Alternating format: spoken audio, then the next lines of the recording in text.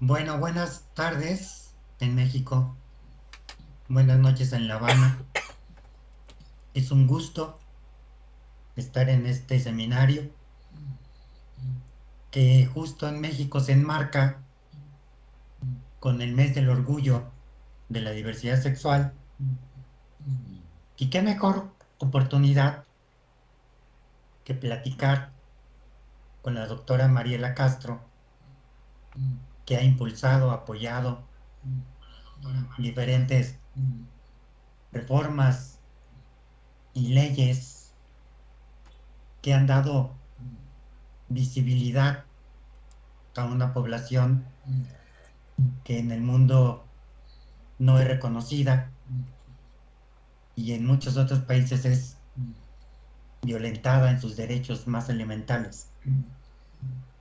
Nos encantaría que Mariela pudiera platicar cómo la Revolución Cubana ha logrado hacer esa revolución dentro de la revolución.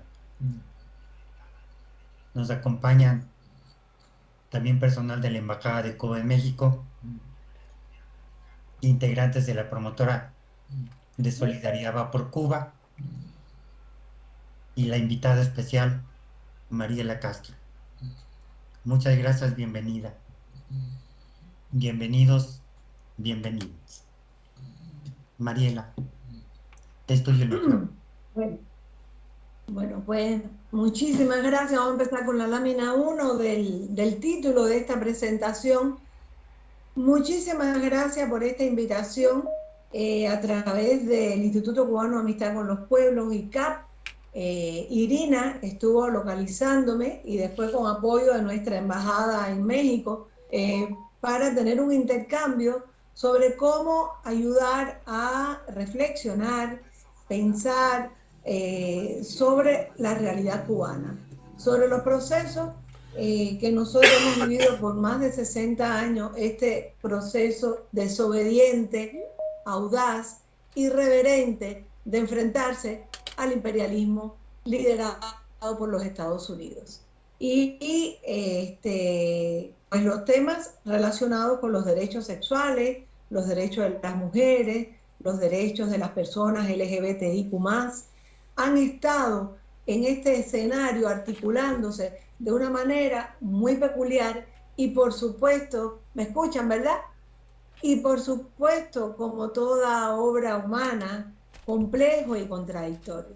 Entonces, como todas las experiencias antisistema, antiimperialistas, todas las experiencias, las poquitas experiencias socialistas que se han hecho en el mundo, han sido fuertemente saboteadas, fuertemente atacadas, pues por supuesto han sido víctimas de la guerra cultural y de la guerra mediática que hace el imperialismo a toda experiencia histórica que se le enfrente y que trate de superarlo como sistema socioeconómico y político.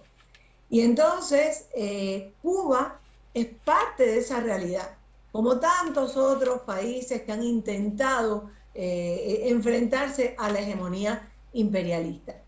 Y la experiencia de nuestro proceso emancipatorio iniciado en las luchas frente al colonialismo español, que han tenido toda su continuidad en un mismo hilo histórico, en un mismo continuum histórico, donde los mismos valores humanistas se han ido imponiendo en la articulación de un proceso de transformación profundo de la historia, de la realidad de nuestro país, pues en ese proceso se puede ver cómo ha sido complejo también ir introduciendo elementos nuevos desde el mismo escenario de la revolución, ir introduciendo los mismos elementos revolucionarios. Es decir, hacer una revolución hay confrontaciones complejas cuando se hace una revolución. Y entonces, cuando te pones a revisar la historia, te das cuenta de que incluso las ideas más revolucionarias empezaron por pocas personas y poco a poco fueron sumando cada vez más pueblos y más seguidores, y además se fue enriqueciendo. Todos esos proyectos se fueron enriqueciendo. O sea, decir, nosotros queremos un pueblo liberarse, un pueblo hacer un verdadero proyecto que le dé desarrollo, autonomía, capacidad de autodeterminación en una nación, es muy complejo y requiere también una articulación intelectual. Empezar como que a articular una utopía intelectual que poco a poco se va traduciendo también en una utopía política en la que se van articulando un montón de ideas, se van construyendo consensos y finalmente esa utopía empieza a hacerse realidad y a perfeccionarse en sí misma y a generar un montón de contradicciones y a buscar los mecanismos para facilitar una verdadera participación del pueblo en esos procesos. Los temas de la sexualidad han estado siempre en medio de todas las historias, siempre, porque el ser humano nace sexuado y el ser humano nace en una cultura que utiliza los cuerpos, las identidades y las sexualidades para dominar, para explotar, para jugar en sus narrativas que faciliten la garantía del poder de la clase dominante, que siempre fueron clases explotadoras. Entonces, siempre estuvieron los cuerpos, el género, las sexualidades, las identidades, estuvieron en esas historias, aunque de eso no se hable suficientemente. Estuvimos todos los seres humanos en todos los momentos en que se fue haciendo historia.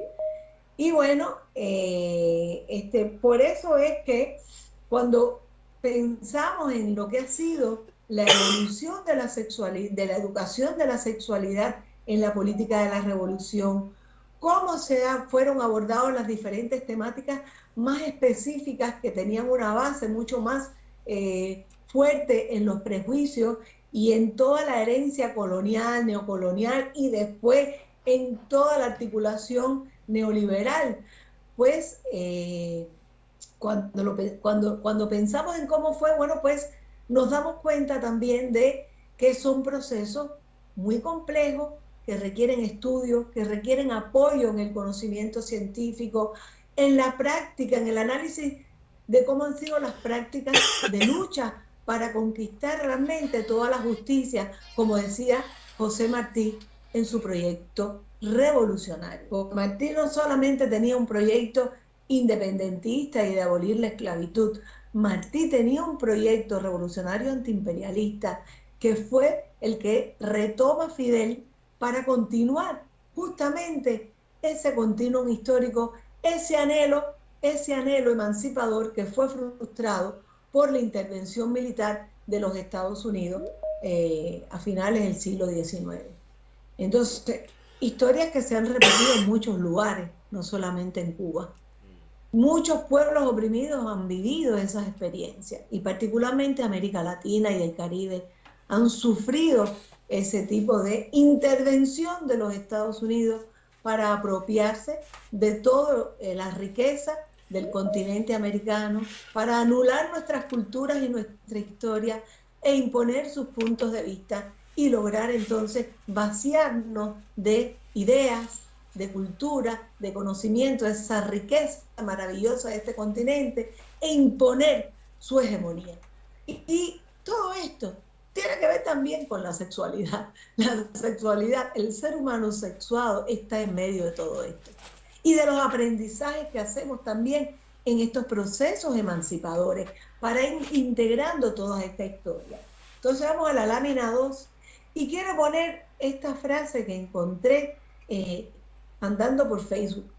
Encontré esta frase de Fidel en un discurso pronunciado en el Estadio Lenin en Moscú, en la Unión Soviética, el 23 de mayo de 1963. Bueno, este es el título del seminario, porque Irina estuvimos conversando, bueno, ¿qué hacemos? Bueno, vamos a hacer un seminario virtual y vamos a intercambiar ideas.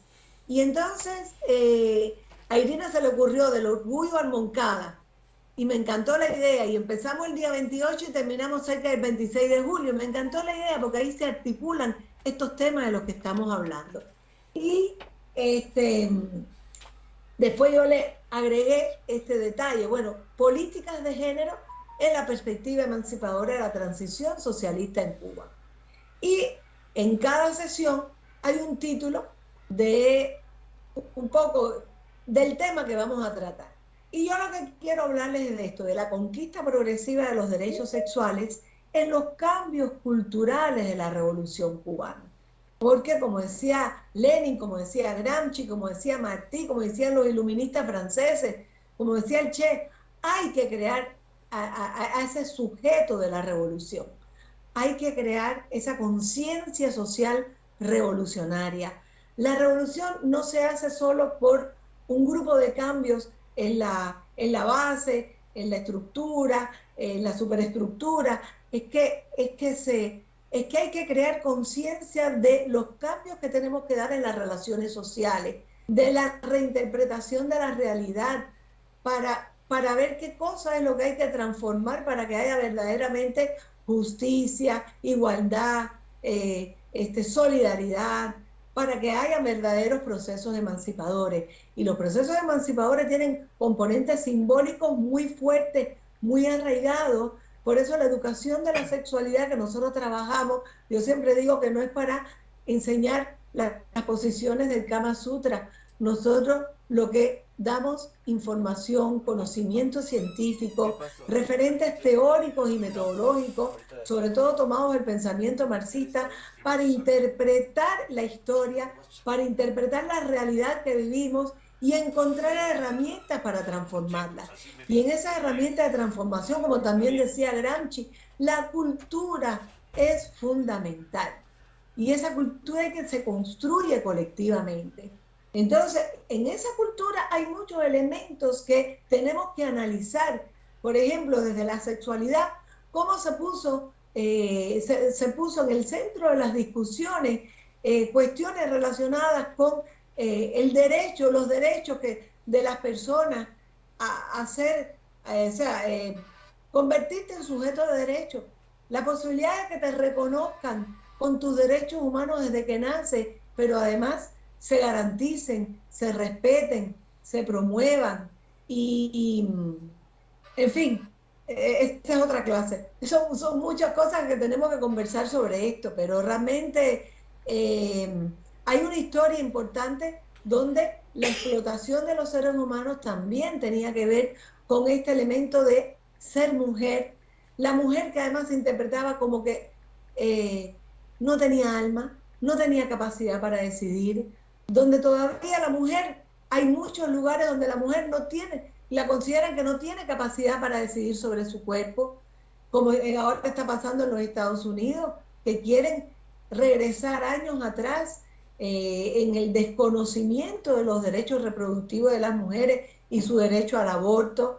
En fin, hay muchos elementos con los que podemos analizar e interpretar cómo se utilizó los conocimientos manipulados que se iban construyendo sobre los seres humanos para utilizarlo en función de los intereses de poder, como también así ocurrió con las personas de las transidentidades y cómo se interpretó su lugar en el mundo de acuerdo a que, bueno, a una lógica absurda de que tu identidad tiene que corresponderse con la característica de tus genitales. Y por ahí amarraron y siguen amarrando a un montón de seres humanos en una circunstancia realmente absurda, pero que genera mucha discriminación y otras formas de opresión. Pues ahí está el texto de Fidel, que a mí me gusta, de entre los tantos, escogí se me está metiendo una cosa adelante. Es decir, ninguna revolución está exenta de errores, incluso de grandes errores. Cada error que se supera fortalece a la revolución, despoja de armas ideológicas a los enemigos de clase y hace más atractivo al comunismo ante los ojos de la humanidad. Y a mí me gusta rescatar ese concepto, comunismo, ese ideal, ese lugar a donde algún día la humanidad podría llegar. Vamos a la próxima lámina, donde a mí me encanta hacer la anterior a esta síntesis.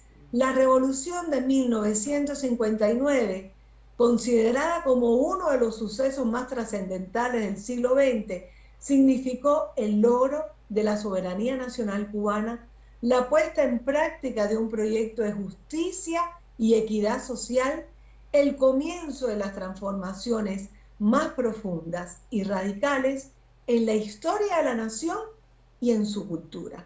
Vamos para la próxima. Ha constituido, la próxima lámina, Duani, ha constituido desde sus inicios un proceso de metamorfosis cultural complejo, propiciador de confrontaciones y diálogos entre generaciones, patrones culturales, clases y estratos sociales, en el que las mujeres hemos sido protagonistas de una experiencia muy peculiar del proceso de erosión del patriarcado como dispositivo de poder de los sistemas explotadores. Un acontecimiento de tal magnitud no podía sino modificar por entero las políticas en relación al género, los cuerpos, las identidades, las sexualidades. La próxima, por favor. La sociedad cubana contemporánea de las últimas 6 décadas es un escenario de contradicciones entre los modelos de dominación históricamente heredados de los sistemas colonial y neocolonial y su proyecto revolucionario emancipador. Eso se ve en todos los momentos, en todas las circunstancias que analicemos, y seguimos viviendo esa confrontación, consciente en unos casos, inconsciente en otros. Se ha demostrado que no obstante a la universalidad de las políticas públicas orientadas a la igualdad y equidad social, se reproducen desigualdades y brechas de equidad vinculadas al género, las identidades y expresiones de género y las orientaciones sexuales asociadas a factores económicos, políticos, culturales y jurídicos. La próxima, por favor. Estas contradicciones se aprecian con claridad al analizar la evolución de la educación de la sexualidad en el contexto histórico-político de la experiencia revolucionaria cubana, específicamente en el proceso de colocarla como objeto de las políticas en una agenda social emancipadora. La puerta de entrada de este proceso ha sido la lucha por la emancipación de las mujeres y sus avances como sujetos de derecho, de los que se adquirieron a la mujer. Hay un micrófono abierto. ¿Usted si es? Hay un micrófono abierto. Ya, lo resolvieron. ¿Puedo seguir? ¿Puedo seguir? Continúe. Pues les decía, continúo. Pues les decía, esto es resultado de algunas investigaciones que yo hice a partir del año 2002 y bueno, ya cada rato voy como que actualizando. Esta es una síntesis nada más de este proceso. Pues la puerta de entrada de este análisis de cómo se fue configurando la educación de la sexualidad y los derechos sexuales en la política social de la Revolución Cubana ha sido la lucha por la emancipación de las mujeres y sus avances como sujetos de derecho, de los que se adquirieron aprendizajes significativos para avanzar más adelante en el reconocimiento y la protección de los derechos de las personas LGBTIQ+. En esta periodización que les presento en la pantalla, se identifican 4 momentos desde el hito histórico del triunfo de la Revolución en 1959 hasta el día de hoy, y en cada uno de ellos se muestran avances, dilemas y contradicciones que definen los desafíos de la etapa siguiente. O sea, sobre la base de las contradicciones que emergen en la etapa analizada, se van identificando los elementos que se configuran como desafíos de la etapa siguiente. Así ustedes pueden ver cómo la primera etapa, desde 1959 hasta el 74, le he llamado la mujer en la política social y atención a su salud reproductiva.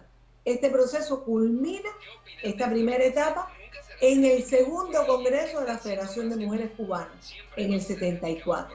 La segunda etapa le llamé institucionalización de la educación de la sexualidad. Comienza con el primer Congreso del Partido Comunista de Cuba y culmina en 1989 con la creación del Centro Nacional de Educación Sexual, que es lo que da origen a la tercera etapa, la perspectiva de género en el Programa Nacional de Educación Sexual.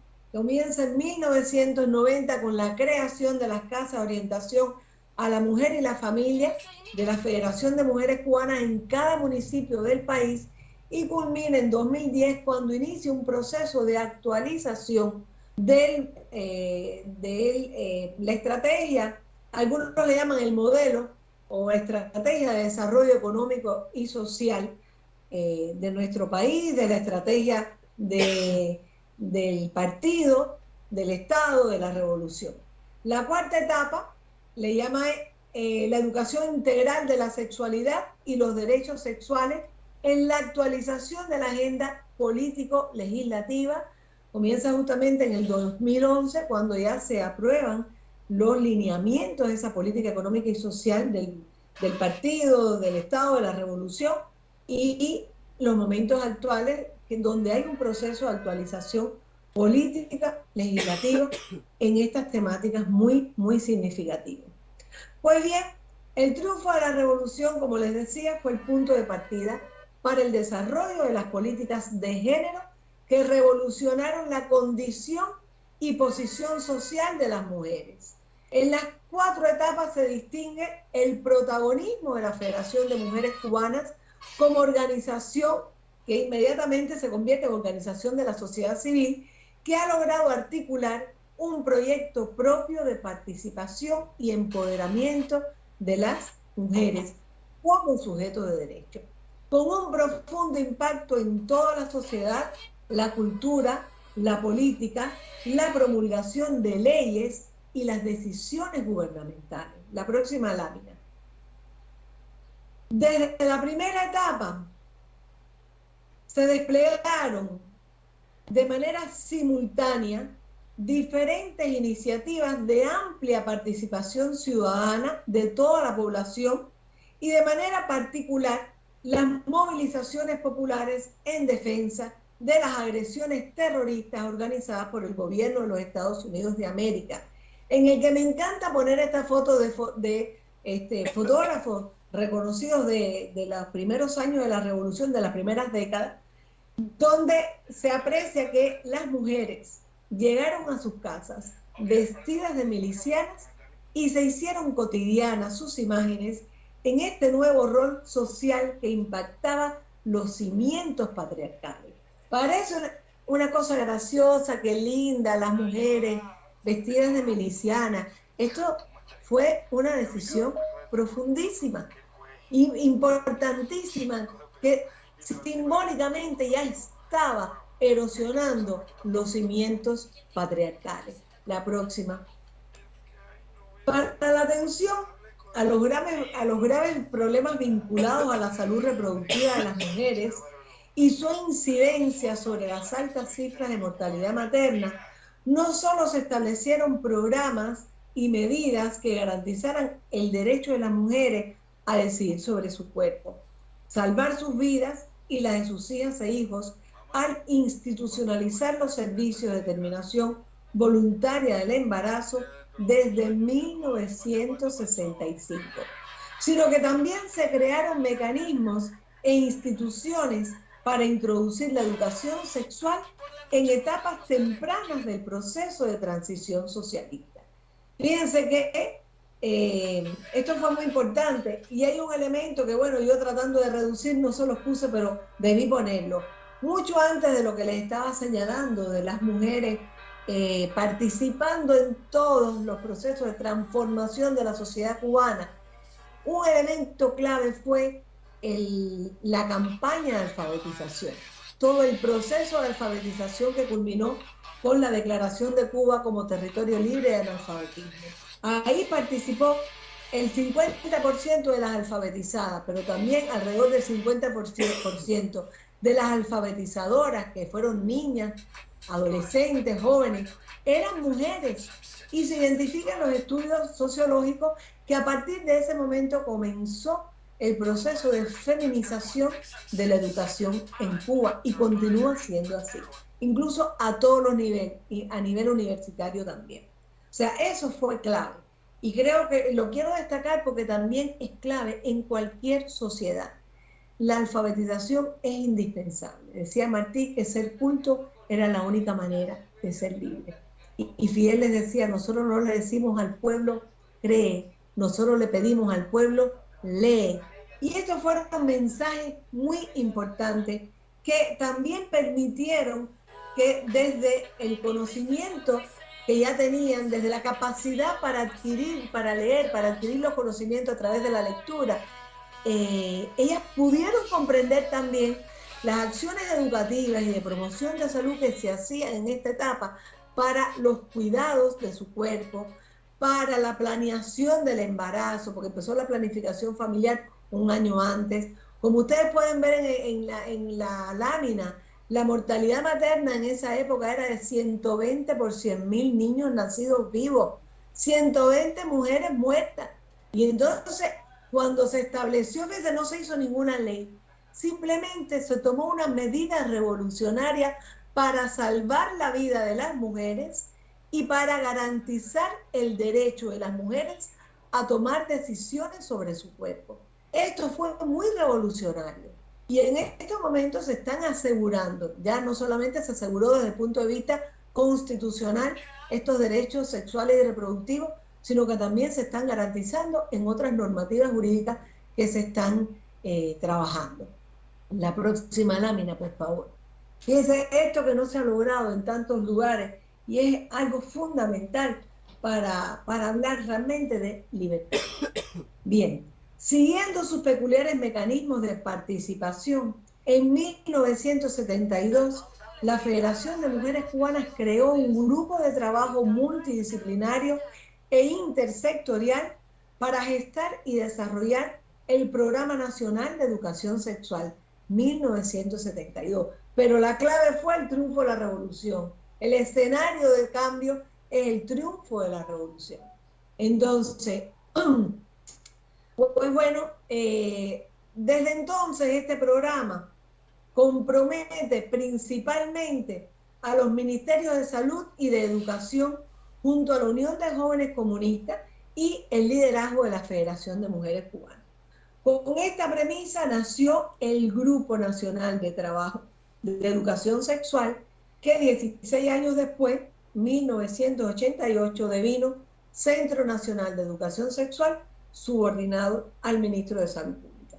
Es una de las instituciones especializadas del Ministerio de Salud Pública. La próxima lámina, por favor. La importancia de la educación sexual, miren cómo se fue articulando este proceso. La importancia de la educación sexual fue reconocida en el segundo Congreso de la Federación de Mujeres Cubanas en 1974 y en el primer Congreso del Partido Comunista de Cuba en 1975. Fíjense que ya la educación sexual se reconoce en el segundo Congreso de la Federación de Mujeres Cubanas, donde termina esta etapa. Y comienza una segunda etapa, que es con el primer Congreso del partido, donde desde a partir de ese momento la educación de la sexualidad quedó expresada en la política del Estado cubano, que reconoció en la familia y en la escuela a las instituciones sociales de mayor responsabilidad. Debo reconocer que esta incidencia en la política, el liderazgo lo tuvo la Federación de Mujeres Cubanas. Seguimos para la próxima lámina. O sea, por eso yo les decía que es una organización que ha tenido una incidencia fundamental en la política, en las leyes, en los programas. Las políticas de los años 60 se expresaron en nuevas leyes como el Código de Familia aprobado en 1975 mediante referendo popular. Se hizo consulta popular y se llevó a referendo esta ley. 47 años atrás, esta ley fue considerada la más avanzada para su época en todo el continente, al reconocer el derecho de hombres y mujeres a una sexualidad plena y a compartir las mismas responsabilidades domésticas y educativas. Esta ley, aunque se ha modificado ya en 3 ocasiones, mantiene una visión heteronormativa y no sintoniza con todos los valores y principios refrendados en la nueva Constitución de la República aprobada en 2019. Por lo que un nuevo proyecto fue sometido primero a consulta especializada, donde se aportaron muchos elementos que transformaron el proyecto, y posteriormente a un proceso de consulta popular recién finalizado el 30 de abril, ¿no? El 30 de abril finalizó, fueron 3 meses de consulta popular. Ya quedó, bueno, en cada ocasión se fueron modificando nuevos documentos, y la imagen que les pongo de familia, bueno, es la imagen de esa familia heteronormativa que caracteriza al código de familia vigente, el que estamos transformando. Vamos a la otra lámina. El documento resultante de este proceso, en la próxima lámina, por favor. Ajá. El documento resultante de este proceso de consulta, tanto, la anterior, tanto la especializada como la popular, exacto, va a ser aprobado en sesión ordinaria del máximo órgano legislativo, ahora en el mes de julio, mediados o finales del mes de julio, antes de ser sometido a un proceso, bueno, de referendo, al mecanismo del referendo popular. Las mayores resistencias han estado en el matrimonio entre personas del mismo género, en la adopción por personas LGBTIQ+, y en la gestación solidaria, que no es lo mismo que el vientre de alquiler. Sin embargo, los planteamientos contrarios hemos visto en esta consulta que no superan a los planteamientos que sí apoyan estas nuevas propuestas del proyecto del Código de las Familias. Vamos a la otra lámina. La introducción de la educación de la sexualidad en la escuela. Fíjense que les digo que las 2 instituciones sociales a las que el partido les encarga la responsabilidad de la educación de la sexualidad son la escuela y la familia. Ya les hablé del Código de Familia vigente y del proyecto en transformación. Ahora les hablo de la escuela. La introducción de la educación de la sexualidad en la escuela comenzó en la década del 70 con una visión reduccionista de la sexualidad que la limitaba estrictamente a las funciones reproductivas y solamente tratadas en la asignatura de biología, absolutamente biologicista. No fue hasta 1997 que se estableció un programa y una resolución del Ministerio de Educación que está en un proceso de actualización permanente mediante los mecanismos de perfeccionamiento del Sistema Nacional de Educación. E incluso al ver la sexualidad desde una función solamente desde la finalidad reproductiva, por supuesto no reconoce las orientaciones sexuales ni las identidades de género. Entonces ahí se quedaba muy limitada, muy sesgada. Eran los años 70, donde todavía había muchos prejuicios en Cuba, pero también en el mundo, y donde era una tendencia de los ministerios de educación en el mundo, de las escuelas y de los programas de educación, hablar solo de lo reproductivo, porque lo demás, el placer, es una herencia histórica del placer como pecaminoso. Vamos a la otra lámina. Coincidiendo con la investigadora cubana Mayda Álvarez, entre las dimensiones más relevantes que han contribuido a las transformaciones de las mujeres en la sociedad cubana, expresadas en un conjunto de indicadores que evidencian los avances más relevantes en el respeto y garantía de los derechos, se identifica el acceso universal y gratuito a la educación y a la salud sin ningún tipo de discriminación, el respeto y garantía de los derechos sexuales y reproductivos y el acceso al empleo y a cargos públicos con relevancia en la toma de decisiones. Vamos a la próxima lámina. No obstante, a los logros alcanzados en temas de igualdad y equidad de género, se identifican brechas de... Correcto. Vamos a la lámina 15. Vamos a la lámina 15. Bueno, pues esa lámina me encanta ponerla porque tiene que ver un poco con lo que Fidel dijo en 1961 en una plenaria de mujeres, que dijo que la revolución, esta organización de las mujeres en la Federación de Mujeres Cubanas, esa era una revolución dentro de la revolución. Y realmente ha sido así. Tanto de que hay indicadores muy significativos en estas tres áreas que les mencioné, que realmente demuestran cómo estas políticas universales, pero también estas políticas más focalizadas a las problemáticas más específicas de las mujeres, dieron resultados impactantes en su educación, en los altos niveles de educación. En las mujeres son más altos que en los hombres, incluso mujeres académicas son más que los hombres, mujeres que son mayores, por ejemplo, en las responsabilidades técnicos y profesionales, en el campo científico, por ejemplo, en los estudios de las vacunas, las investigaciones de las vacunas contra la COVID, la mayoría de las investigadoras son mujeres. Entonces, esa fue la lámina 15. Esa. Entonces ahí se ve cuando votamos en esta legislatura, esta novena legislatura de la Asamblea Nacional, el 53,22% está integrado en nuestro Parlamento por mujeres. Somos el segundo lugar entre los países con mayor presencia de mujeres parlamentarias. Y eso me encanta porque eso es uno de los resultados del proceso de empoderamiento. Pero no todo es color de rosa. Logramos cosas, pero se nos quedan otras, y sobre todo que tienen que ver con los elementos simbólicos que están incidiendo en otros indicadores que también estudiamos. Y entonces por eso les decía que se identifican brechas de desigualdades y específicamente brechas de género, expresadas, por ejemplo, uno de los ejemplos, en una persistente división sexual del trabajo que se observa en la segregación ocupacional, vertical y horizontal.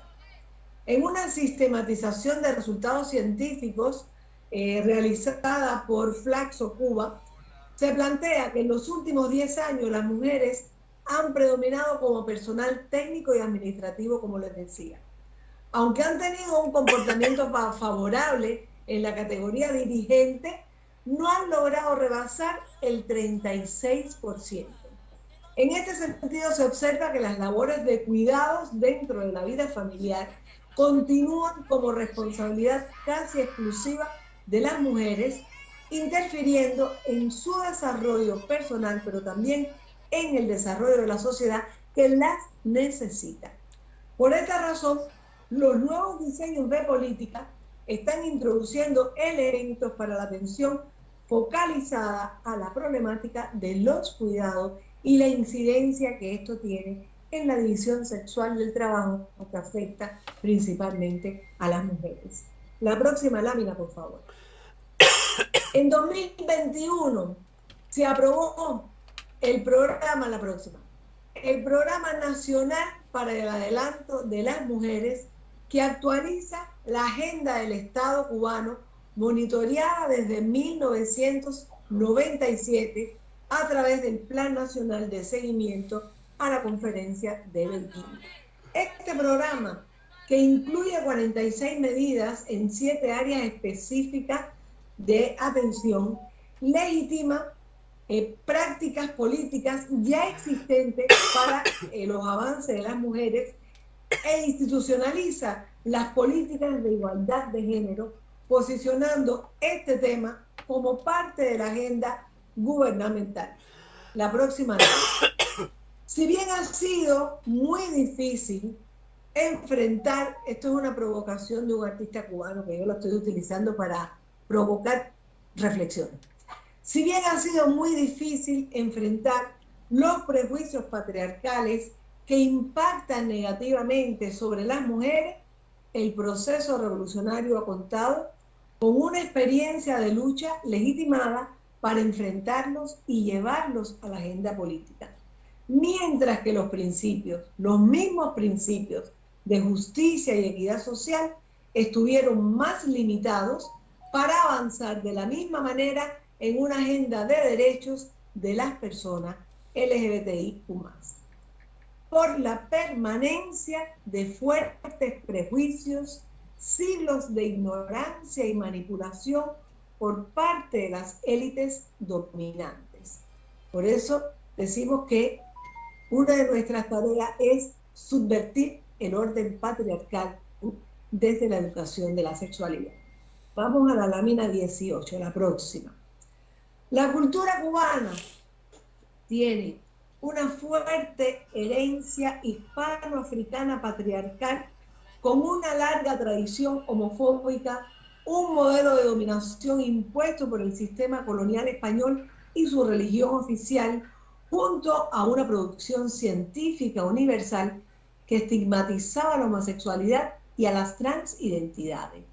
Cuando triunfa la revolución en todo el mundo, las ciencias médicas, psicológicas, sociales y jurídicas se pronunciaban en contra de la homosexualidad y la consideraban un ejemplo de enfermedad, locura, decadencia moral y desviación de las normas sociales. En el término homosexualidad se reducía la pluralidad de identidades de género y orientaciones sexuales que se distancian de la norma heteropatriarcal hegemónica.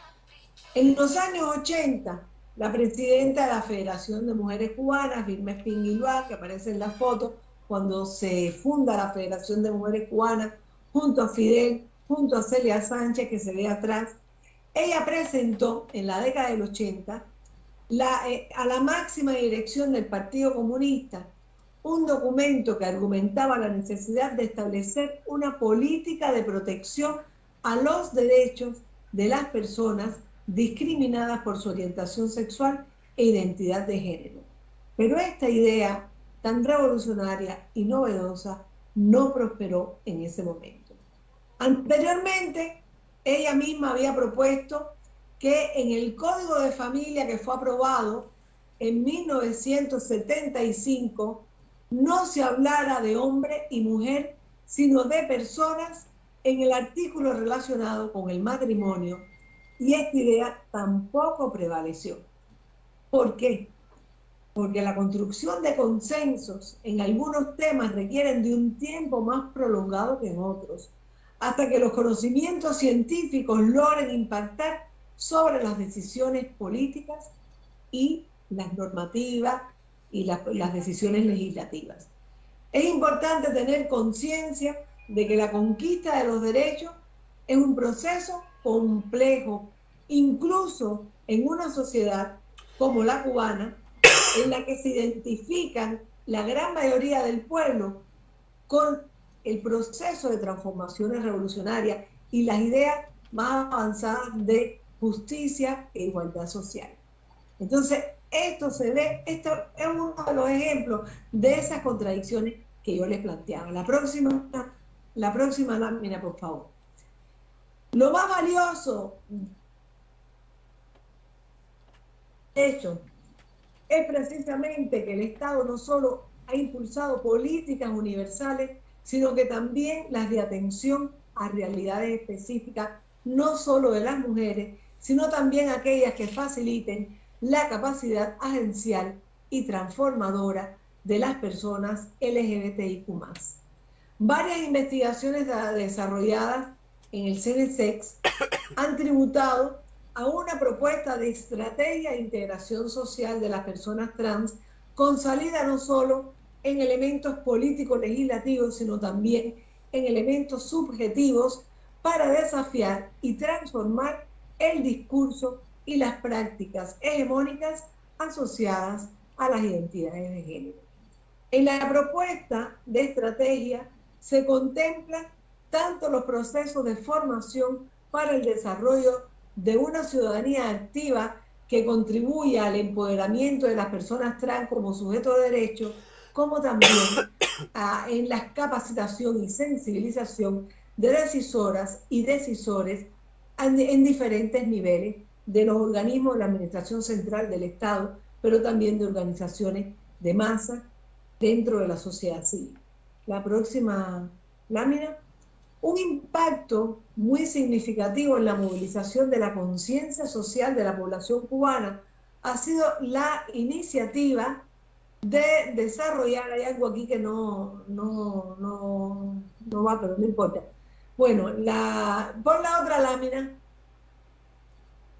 esta lámina, un impacto significativo ha sido el de la celebración del Día Internacional contra la Homofobia y la Transfobia cada 17 de mayo desde el año 2007. Nosotros nos acogimos a esta propuesta del activista caribeño francés Georges Stein de celebrar, distinguir ese día a partir de ese acto de justicia histórica que hizo la Organización Mundial de la Salud al despatologizar la homosexualidad. Bueno, ahora lo trabajamos los temas homofobia, transfobia, bifobia. Y estas actividades las realizamos en todas las provincias del país como parte de una estrategia educativa y comunicacional que promueve el respeto a la libre orientación sexual e identidad de género como ejercicio de justicia y equidad social. Las actividades llevan el nombre propio, la próxima lámina, el nombre propio de Jornadas Cubanas contra la Homofobia y la Transfobia. Realmente nosotros comenzamos celebrando un día, después en el 2008 una semana, y ya en el 2009 comenzamos con la conga cubana contra la homofobia como un tipo de performance que ayudara a llamar la atención sobre realidades que todavía teníamos que transformar dentro del proceso revolucionario cubano.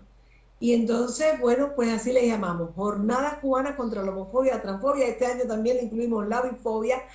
Dura todo el mes de mayo, aunque realizamos actividades puntuales en otros momentos del año vinculadas a otras jornadas de diálogo científico y activismo social. Pues bien, en la nueva Constitución de la República, vea la lámina anterior,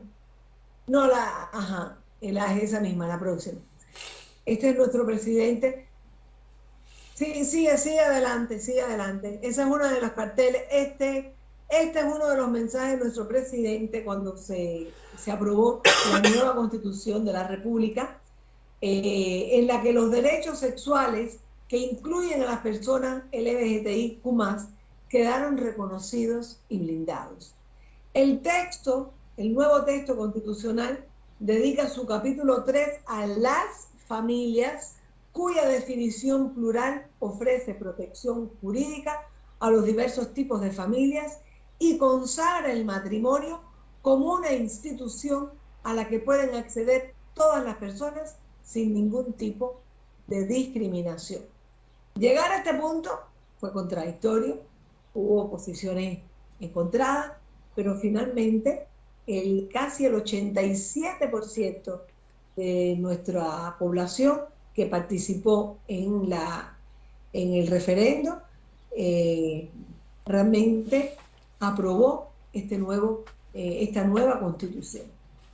Y entonces, bueno, vamos a pasar a la última página, vamos a ir cerrando para que podamos dialogar. Quiero darle solamente algunas consideraciones finales, y es que la educación integral de la sexualidad con enfoque de género y derechos humanos no solo actúa sobre las desigualdades históricamente instaladas desde la arbitrariedad patriarcal binaria que impone jerarquías y subyuga a las mujeres. La perspectiva de género y derechos humanos del Programa Nacional de Educación Sexual aporta recursos teóricos y metodológicos para atender otras formas de discriminación, exclusión y segmentación social, como es el caso de las personas con sexualidades no heteronormativas. Estamos trabajando en nuestras investigaciones también con otras variables como las diferencias por inserción socioclasista, el color de la piel, el territorio, la edad, entre otras, que refleja la interseccionalidad de la perspectiva que estamos utilizando. En la etapa analizada, la próxima y la última, otro elemento de síntesis de lo que les he planteado, la otra lámina. En las etapas analizadas se evidencia con diferentes matices la relevancia de la educación integral de la sexualidad como un valioso recurso político para las transformaciones ideológicas y culturales de la sociedad desde el pensamiento emancipador que guía al proceso de transición socialista en Cuba. Muchas gracias por su atención. Ahora espero si hay comentarios, preguntas. Muchas gracias, Mariela. Una lección importantísima que tenemos que aprender. Y está abierta la participación. Compañeras, compañeros, compañeres, quien tenga alguna duda, comentario, participación, pues abra su micrófono y platiquemos.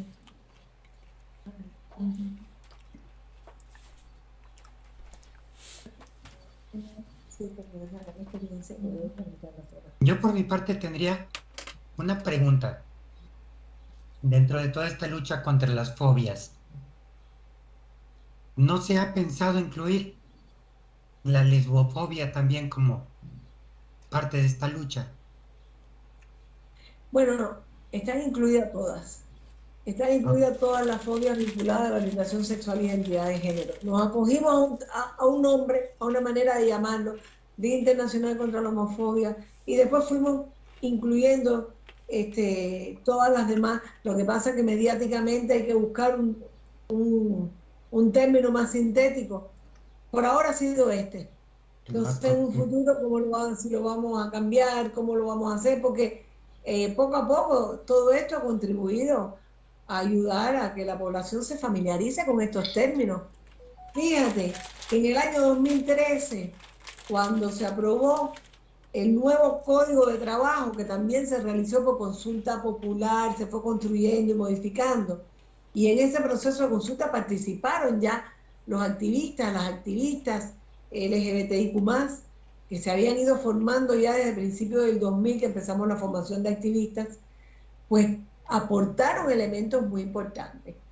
Y en ese momento estos términos, la Asamblea Nacional no estaba familiarizada, no entendía estos términos. Había logrado ya entender orientación sexual, pero identidad de género no lo entendían. Entonces quedó fuera esa categoría. Entre los principios de no discriminación laboral quedó fuera la orientación sexual. Eso fue muy, muy triste para mí, que tanto lo había luchado. Pero ya a partir de esa experiencia empezaron a trabajarse todas las propuestas legislativas con un glosario de términos, incluso la Constitución que se aprobó. Y este nuevo proyecto del Código de las Familias tiene un glosario de como 92 términos. 92 términos que ha ayudado mucho a la comprensión del texto. Y además, a solicitud de la población en la consulta, se ha ido incluso redactando cada vez más fácil, porque todo el mundo tiene que tener acceso y capacidad de comprensión de los textos legislativos. Entonces eso ha sido muy interesante, todos los elementos que la población ha ido aportando en la consulta. Y eso pasó, en aquel momento no se entendió. Sin embargo, cuando se aprobó la nueva Constitución, ya estos términos quedaron establecidos. Y ya se entendió por qué era importante que estuviesen establecidos. Eso significa que ahora El Código del Trabajo quedó desactualizado porque ahora el Código del Trabajo tiene que responder al mandato constitucional. Entonces, en algún momento ahora tendrá que actualizarse e incluir la categoría identidad de género. Claro. Y además se está trabajando en las políticas, estamos trabajando los diseños. A partir del cambio constitucional se ha creado también varios documentos normativos de la política económica y social, entre ellos está el Programa Nacional de Desarrollo Económico y Social hacia 2030. Ese programa tiene varios ejes estratégicos y dentro de ellos están los macroprogramas de los que se derivan las políticas, los programas, los proyectos, y en ellos se están incluyendo una estrategia que como CDC propusimos de integración social de las personas trans, que incluye algunos de estos elementos que yo les mencioné, y que incluye además modificar, por ejemplo, la ley registral y otros. Ya el Código de la Familia reconoce a todo el mundo y reconoce que no se puede discriminar por por sexo, género, orientación sexual, identidad de género. No se puede. Ya el que lo haga está violando la Constitución. Y este es un país muy constitucionalista. Y además, la política que se ha desarrollado es para educar en el respeto a la Constitución y a las leyes. Y es por eso tan importante que la población participe en su formulación. O sea, estos términos ahora ya se han ido apropiando de ellos, ya los están comprendiendo, ya los están usando. Y así se introducirán otros que sean necesarios. O sea, hemos avanzado en ese sentido. Fíjate que en Cuba se le da más importancia al proceso educativo de la población, al proceso formativo que va acompañando los cambios políticos legislativos. Eso es importante porque la ley sola no cambia la realidad. No garantiza derechos la ley por sí sola, pero sí que la población esté educada en la comprensión y el respeto de las leyes y principalmente de la Constitución. Eso es algo en lo que hemos ido avanzando todos estos años. Fíjate que no avanzamos en leyes, avanzábamos en educación. Estas jornadas contra la homofobia eran dirigidas a educar, para que cuando entonces habláramos de las leyes, ya había un conocimiento, ya había una base social. Tenemos 3 manos levantadas. Una es Nelly. No. ¿Qué pasa? Alguien me hace bien. Dilos tú, darles la palabra, ya no veo. Sí, Carlos. Ok, René Fernández. Tu micrófono, por favor. Hola, muy buenas tardes. Me da muchísimo gusto conocerte. Te he seguido por las redes sociales en muchas de las cosas que haces y hoy estar en esta oportunidad de tenerte en vivo y a todo color, para mí es así como un placer y un orgasmo de felicidad. Pero lo otro que me da mucha curiosidad es cómo en este entorno de todo el marco normativo que ha tenido Cuba y del cual pues muchas de las personas activistas en el mundo ha tomado como referencia, ¿cómo le hacen con el embate de la iglesia con respecto a estos derechos, con la fe? Porque en Cuba hay un manejo enorme de fe. Entonces, ¿cómo le hacen frente a todo este avance de derechos para controlar lo que hace las iglesias? Y háblese de todas, ¿no? Porque hay cristianos, hay católicos, hay de todo. ¿Cómo le hacen para que no permee el discurso de odio y la diferencia y la desigualdad y demás? ¿Cómo le han hecho para poder controlar esta parte frente a la democracia y la participación y la inclusión de las poblaciones LGBT? Bueno, primero la Constitución es el referente más importante, porque la Constitución establece que Cuba es un Estado socialista, de derecho y de justicia social. Y todo lo que el hacer esa justicia social no se puede permitir. Y entonces, por otro lado, es un Estado laico, un Estado que no se acoge a ninguna religión en particular, un Estado que facilita la convivencia entre todas las religiones, pero no es un Estado religioso. O sea, está claro en la Constitución los elementos relacionados con el lugar de la religión en los derechos constitucionales o el lugar de las religiones. Pero realmente lo que se trabaja como mecanismo principal es el diálogo. El diálogo sobre todo del Partido Comunista de Cuba con los líderes religiosos, de figuras del gobierno y del Estado cubano, con líderes religiosos, con sus principales líderes, donde sobre todo se esclarecen cuestiones de mitos y prejuicios que se han tratado de imponer y de utilizar, pero a la larga, independientemente del respeto al dogma y a los puntos de vista que tengan las personas, la ciudadanía realmente honesta y comprometida con el bienestar colectivo, lo que busca es justamente que todo el mundo esté bien y que todos sus derechos sean respetados. Fíjate que en la misma asamblea, una diputada cristiana dijo, en mi religión no aceptamos el matrimonio que no sea el de un hombre y una mujer, pero nosotros no vamos a impedir que con un nuevo código de las familias, todas las familias cubanas nos beneficiemos con las bondades que este proyecto está proponiendo. O sea, te encuentras con gente que es honesta en este sentido, pero también hay grupos inducidos, sobre todo desde los Estados Unidos y financiados desde los Estados Unidos, que utilizan como pretexto el elemento religioso, pero ese no es su propósito. El propósito es sabotear los cambios y actualización del sistema legislativo cubano. Eso es todo lo que hay detrás de algunos de los más recalcitrantes y los más provocadores y los más complicados. Pero ese tema aquí en Cuba no camina. Ay, muy bien. Muy bien, ese tema no camina. No, es que aquí en México Alexander. camina. No digo que aquí en México camina. Lo sé. Pero la revolución ha jugado un papel importante en ese sentido de poner bien claro el lugar de cada uno en todo este proceso. Muchas gracias. ¿Sigue Alexander? ¿Está cerrado el micrófono? Alejandro Guerrero. ¿Alejandro Guerrero? Yo no había levantado la mano, pero hola Mariela, ¿cómo estás? Qué gusto verte. Hola. Otra vez. Hace 3 semanas andabas por acá en la Claxo. Y bueno, qué emoción verte. Un comentario y bueno, una pregunta también. En 2016, que fue la última vez que estuvimos allá en Cuba, recuerdo en la televisión un programa dirigido principalmente a las y los adolescentes, que se daba pues una explicación fisiológica, anatómica, en términos de cuidados de salud, ¿no? Un programa de salud pública, donde entiendo de cómo esta moda de alguna manera de rasurarse el pubis, ¿no?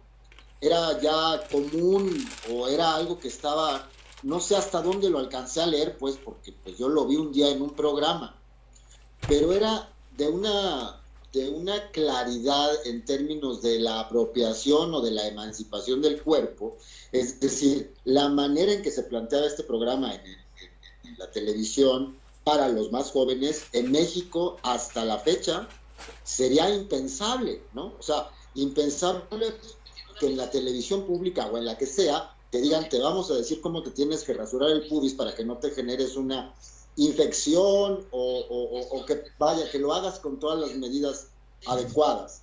Y que además que con eso, yo por lo que vi incluso había capítulos de algunas, una especie como de series o de pequeñas mininovelas o miniseries dedicadas a los adolescentes con esta temática increíblemente bien actuadas y que tienen el proyecto, ¿no? de la apropiación del cuerpo y del no tabú del cuerpo. Y bueno, eso yo lo vi en 2016 y me dejó impresionado por la vanguardia de su contenido.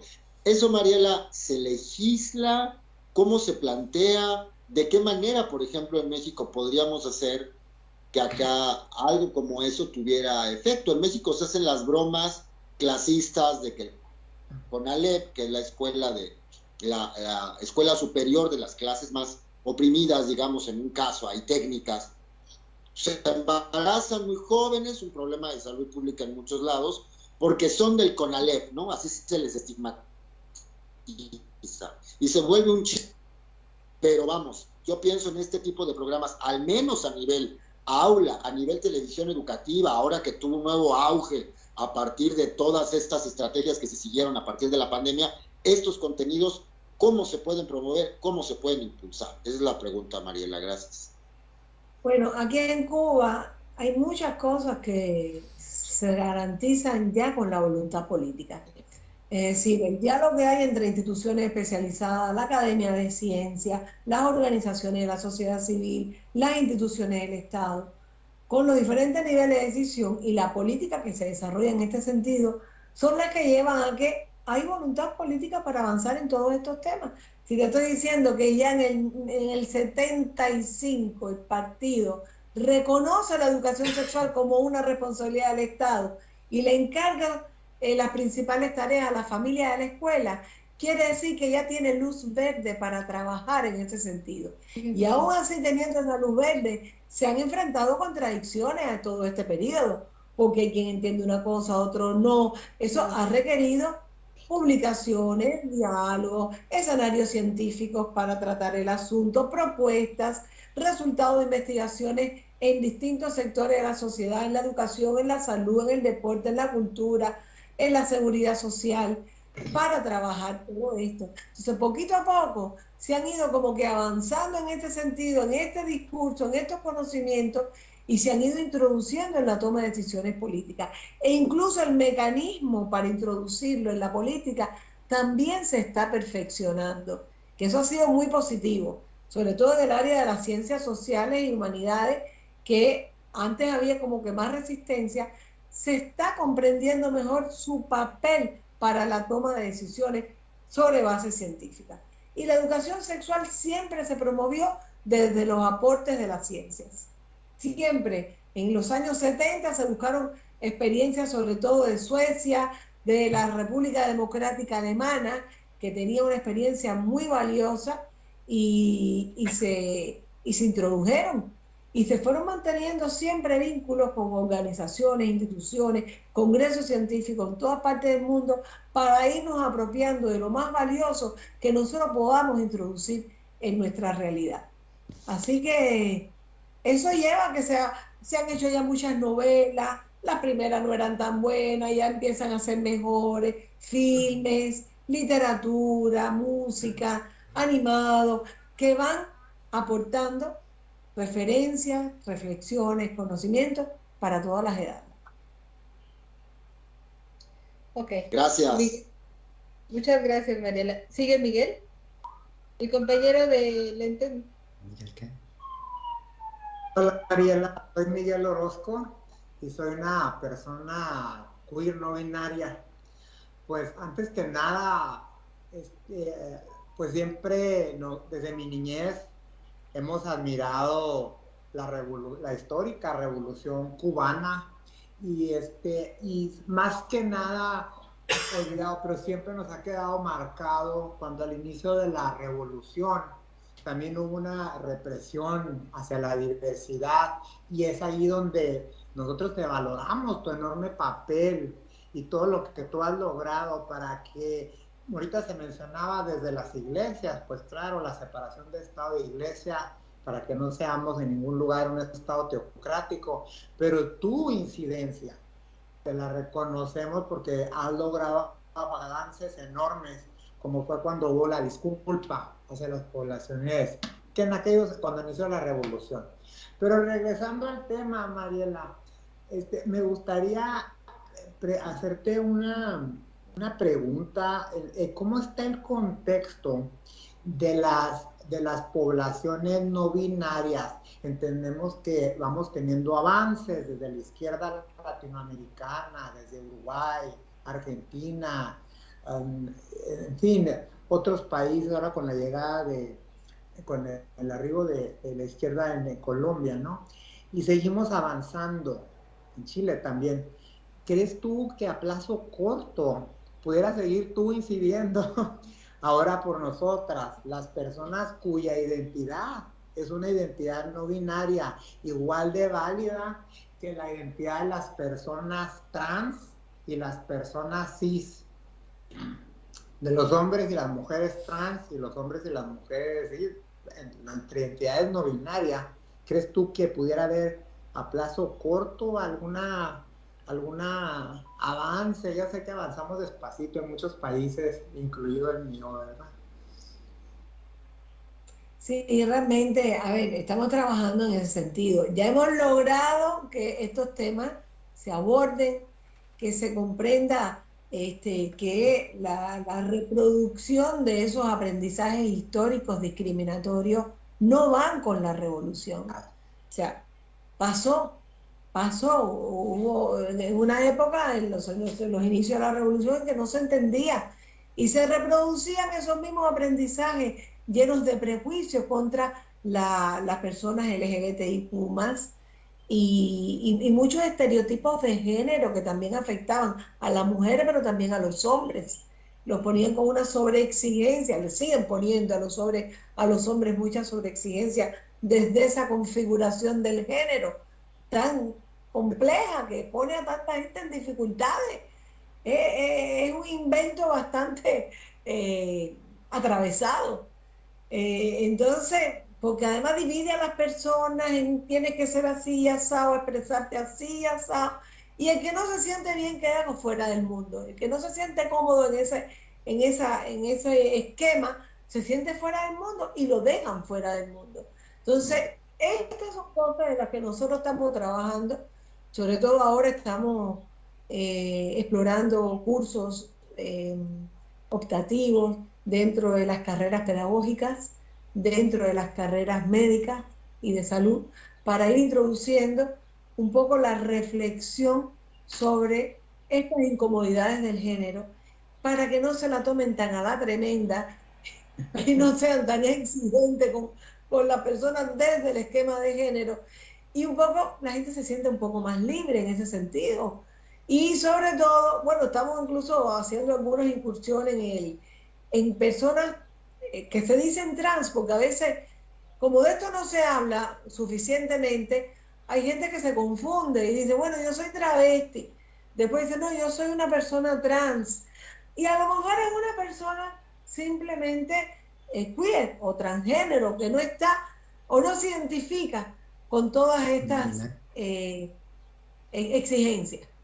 Y que simplemente quiere ser más libre de andar con todas estas ataduras. Pero eso no lo tienen tan claro. Entonces tenemos que hablar más para que entiendan históricamente cómo todos estos conceptos fueron imponiéndose, dominando y generando muchas dificultades.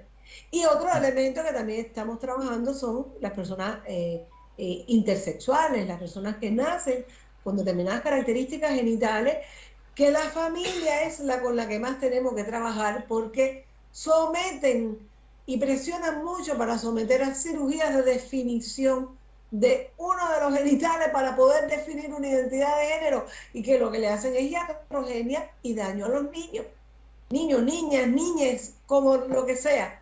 Lo importante es que los dejen tranquilos. Yo lo que digo, son niños superdotados, tienen más superficie de placer y de experimentación. ¿Por qué le quieren quitar algo que le funciona bien? Bueno, y convencer a las familias de no operarlos para ajustarlo en esa relación sexo-género, realmente es difícil. Entonces estamos trabajando para ver si a través de algún tipo de investigación podemos ver cómo convencer a la familia y a la escuela de que bueno, el libro mío de ¿cómo se llama? ¿Qué nos pasa en la pubertad? Que es para púberes. Yo ahora hace unos años le hice una nueva edición y le introduje estos temas a los púberes, de que había muchas variaciones en esa relación del cuerpo con lo que es el género y las identidades de género, y que no era un rollo, que simplemente era importante saber que era así. Y entonces, al menos ese libro, que aquí tiene un éxito tremendo porque lo compran mucho los púberes, cuando se nos acaba en la feria del libro nos sentimos con cargo de conciencia de no tener más, está teniendo impacto en la comprensión que ellos tienen de lo que es la pubertad, los cuerpos, hacerse adultos y todo ese tipo de toda esa maravillosa característica que nuestro cuerpo tiene y que a veces lo ponemos en tantas dificultades.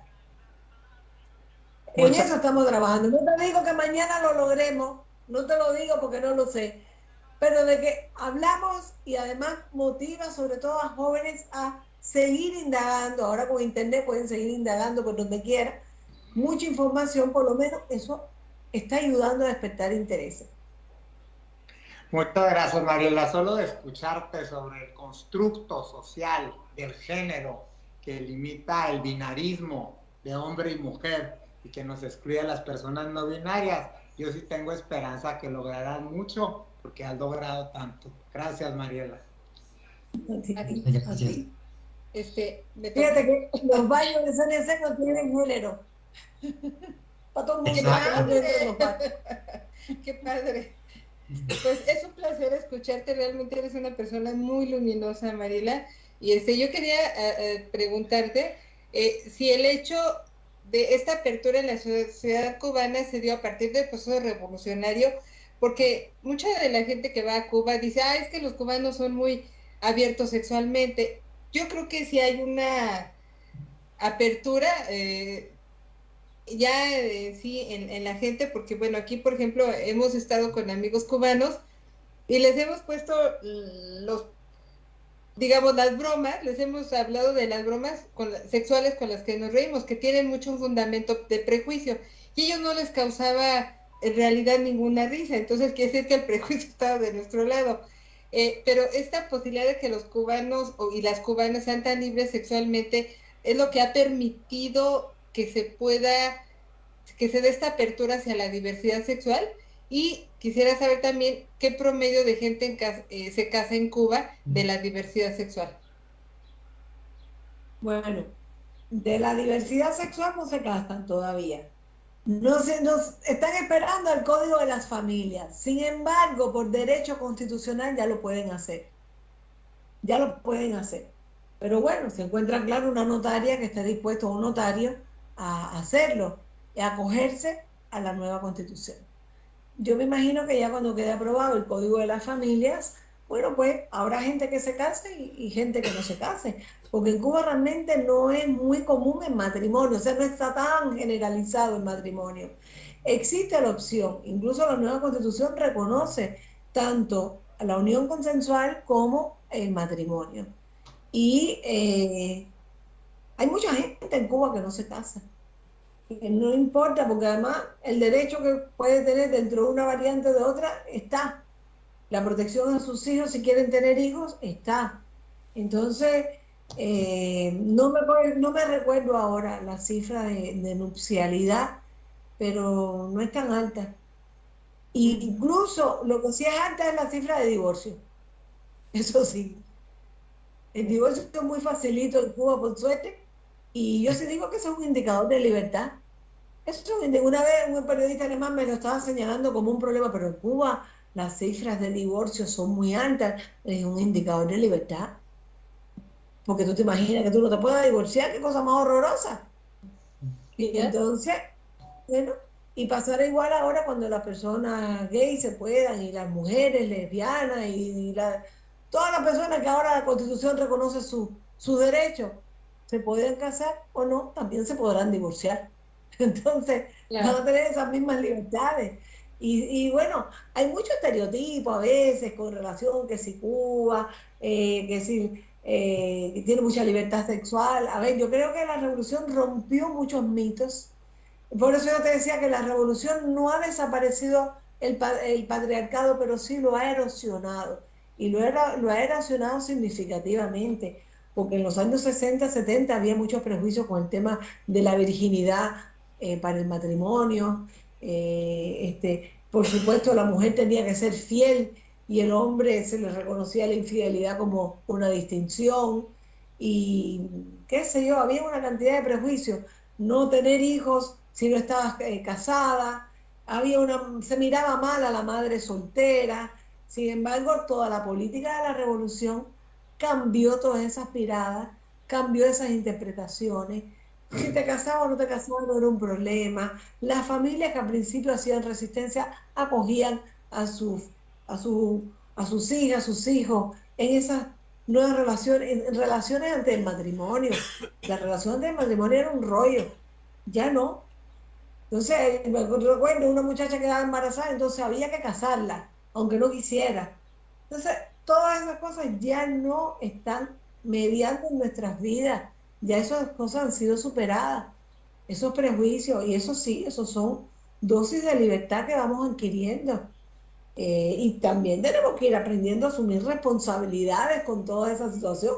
Y nosotros educamos para la responsabilidad que se adquiere en las relaciones humanas, en las relaciones amorosas, no jugar con los sentimientos de los demás. Se asumen responsabilidades, pero esas responsabilidades son dosis de libertad, porque tú estás tomando decisiones desde tu propia capacidad para hacerlo. Entonces se van adquiriendo poco a poco también dosis de autonomía de manera progresiva en las distintas edades, algo que se está reconociendo especialmente el nuevo Código de las Familias. En fin, que la sociedad cubana ha evolucionado muy rápido en estos un poquito más de 60 años. Sí. Bien. Creo que se está acabando la hora de esta nueva aula. Yo creo que tenemos que irnos despidiendo. Y si tienen más preguntas, podemos organizar otras sesiones. De todos modos, ya les mandé el programa con las nuevas actividades que se van a presentar, las nuevas sesiones, con las nuevas temáticas. Y ahí mismo podemos seguir hablando de los distintos temas y preguntas que quieran ir haciendo. Antes de que se nos cierre, como hace rato en la plataforma, queremos agradecerte enormemente, Mariela, tu exposición, tu tiempo, tu trabajo, tu esfuerzo, toda la lucha que has hecho. Sí, bravo. Reconocer también que este seminario también se da gracias a la vinculación con el ICAP, con la Embajada, el CNSEX y la promotora de Solidaridad Va por Cuba. Les esperamos el jueves a la misma hora en el mismo canal. Subiremos en un rato más el banner con los datos del participante y el tema que tocaremos. Y muchísimas gracias nuevamente. Muchas gracias a ustedes y también felicidades por lo que han logrado con sus luchas. También ustedes son un referente para nosotros en todo lo que han conquistado en el campo de los derechos de todas las personas y particularmente de las personas LGBTIQ+. Hay siempre desafíos por los que tenemos que seguir peleando. Con un ejemplo, Irina. Muchas gracias, Irina. Gracias a ustedes. A ustedes, muchas gracias. Gracias, Mariela. Gracias. Nos vemos gracias Irina por la iniciativa. Y gracias a los compañeros de la embajada que nos están apoyando. Sí, muchísimas gracias. Nos vemos el jueves. El jueves yo voy a estar escuchando a mi compañera. Ok. Correcto. Gracias. Me voy a unir al aula. Sí.